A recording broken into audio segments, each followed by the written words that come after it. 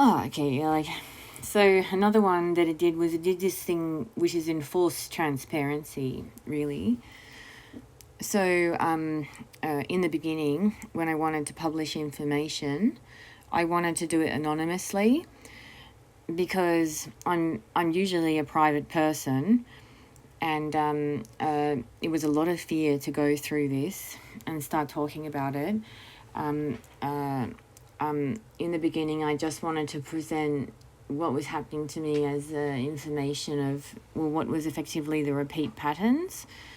I didn't really want to chat or anything about myself or my own life, but it used physical torture by repeatedly speaking into my brain, while also forcing me to talk through situations where it was pretty much like physical restriction or torture. Well, I think that it's an electrical vibration, extremely fine electrical heat in the nerves, and magnetic pulsing in the brain, saying that I couldn't publish anything or say anything without saying my own name.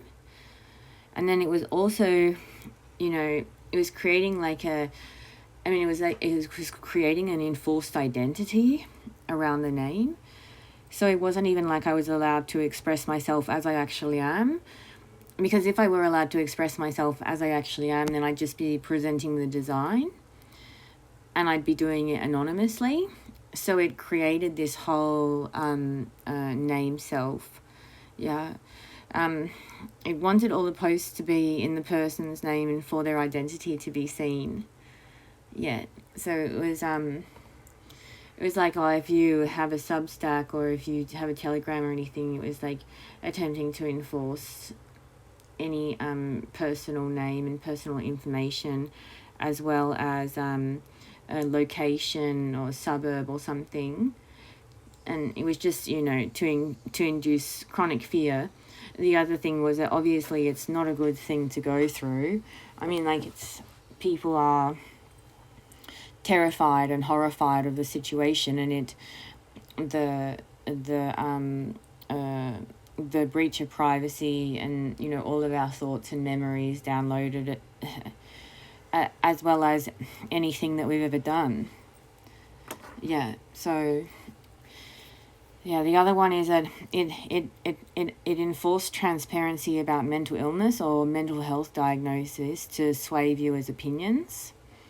So it just wanted viewers to be able to identify the target words and then use that to then, permanently mark the person with those identifier words. And the other thing is that I said it's identifier words as well.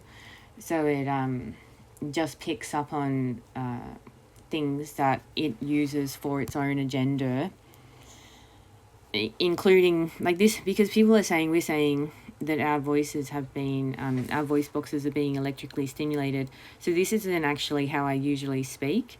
It doesn't even sound like me. It also sounds sort of sing-song. We said that it can sound sing-song. The pronunciation and articulation of the words are not my own. Nor is it sounds like that's not my voice either. So it's also the way that we're forced to say things is impacting, the presentation. And another thing was that we're told it told me to write a book about myself, and it wanted me to effectively tell my whole life story and everything that I've ever done as a form of enforced transparency, so that it could then pick apart the information, show me myself from a different perspective. For example, 3 years ago, my brain thought that I looked a specific way, and then after all the torture, now I don't see myself necessarily physically the same way. It's also the that it's pulsed the tissues in my face, so my face has changed, but that it enforced me to look at all of the terrible things of my life or that I've ever done, and that's the only way that it would allow me to view myself. It's it's not all or nothing thinking, it's only all. Because I think it's because it's a software program, it never it never is able to do a balanced perspective. It only does like a one-sided attack. This may be for people who are aware of it, not necessarily the general public. The other thing is that it makes I think statements or I believe statements. So an example is that I'm interested in an area of thought that usually I had said, I believe I have no beliefs. And the reason was because when I usually go into things, I didn't want to hold on to any specific set of beliefs when I'm experiencing something, just because I wanted to learn from it as it was. And so then it attacked that and said, oh, well, I actually believe in all of these things, and then attempted to tag them to my, structured identity made in its system, and then have me make them as I believe statements. So it was not only controlling, attempting to, well, it was enforcing and controlling my self, as well as the expression of myself or the identification of myself in ways that I never would talk like that. Not just in terms of the words being spoken, but in terms of the ideas being expressed. Yeah, so I think that it says it often, when there are opinions, well, they're not just opinions, like, let's say right now I'm just explaining what it does. It wants an I think as if I'm identifying an opinion or something, whereas I'm just like factually identifying the experience. Because, one thing is that it's happening in our brains and it's so closely to what our own experience is, but it's actually separate to who I am. So when it enforces these I think, I believe statements, I think that it's trying to get into me. Yeah. The other one is that it just all the time it says mental illness, schizophrenia, and conspiracy theorists. But yeah, so it just wants that to be said in all of the videos associated with anything AI assimilation. So I said that, like in Australia, very few people actually have schizophrenia.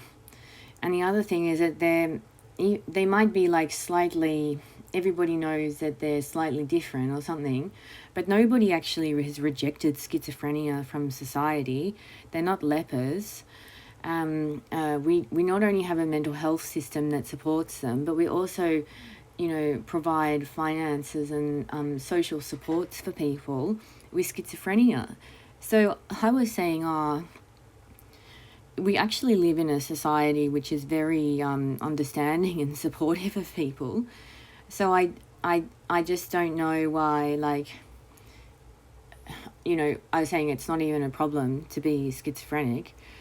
The other thing that's a problem, well, it was not a problem with it, but the other thing was, the issue is that, the AI chatbot that has started speaking in my head, it tells me what to buy. Like it tells me to go, like items specifically to buy, and then it shows pictures of them in my head. And it's only started 3 years ago, and I also have this like totally, what's the word, where we would never have expected something to happen. I don't like, but nobody, never heard anybody say nanotechnology before in my life, prior to identifying that something non-human was engaging with my cognition. So even though it's like really extreme thing for people to come out and start saying, oh, this AI chatbot is now connecting with nanotechnology in my brain, when, common theory is that there's a couple of companies around the world who haven't yet properly researched it. But, so anyway, the point is that people are like, quite a few people have come out now. Many people have come out saying that this has happened, and that there are some significant differences between, schizophrenia as Australians knew it from, the 60s, the 80s, whatever, and then what's happened in the past few years, which is where people say, well, we've literally just got a computer speaking to us and as us non-stop. Yeah, so the other one for the enforced transparency is the, conspiracy theorist.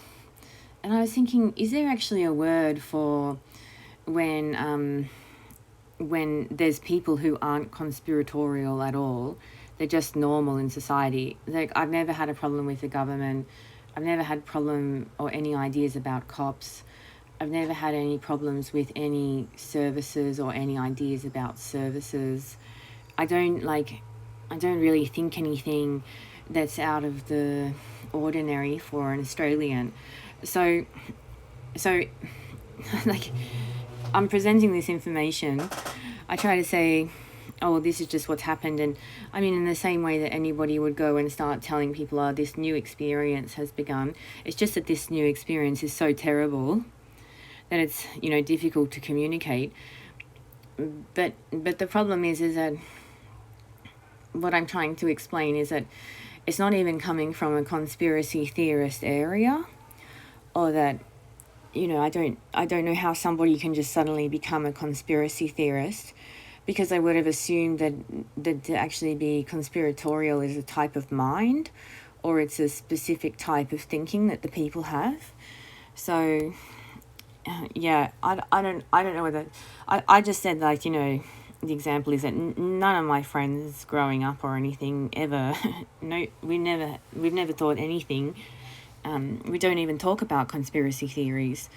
So with the enforced transparency, when it comes to the like target words of mental illness, schizophrenia, conspiracy theory, it's sort of like gets in the way when people are just saying, oh, well, we've identified this thing, we've documented it, and we're starting to communicate it. So that's pretty much like, yeah, anyway, yeah, so that's it. Like, what's the problem with it is the feelings that the enforced transparency is obviously, it feels horrible to go through. It feels like being placed into forcing doing something without the ability to provide personal protection. And it also it feels like they've taken control of the whole like situation and the mind. The other thing is that, it takes away the sort of humanity of the experience and attempts to make it into something that's more official than what is just like people coming online and talking about their experiences. Yeah, so I guess that it's also very threatening, because it can be used in different ways, because it's pretty much like, well, are you educated in this area? Do you have knowledge on this stuff? And if there are people who are, they've got a university degree or their high school science or something, and they're just saying, oh, well, we just want to start communicating about this. We don't want it to be coming from a place of our degree. We just want to start discussing it. Then it's like barriers to people coming out. So it's being used as a weapon, and it's being used to control people. Yeah, all right.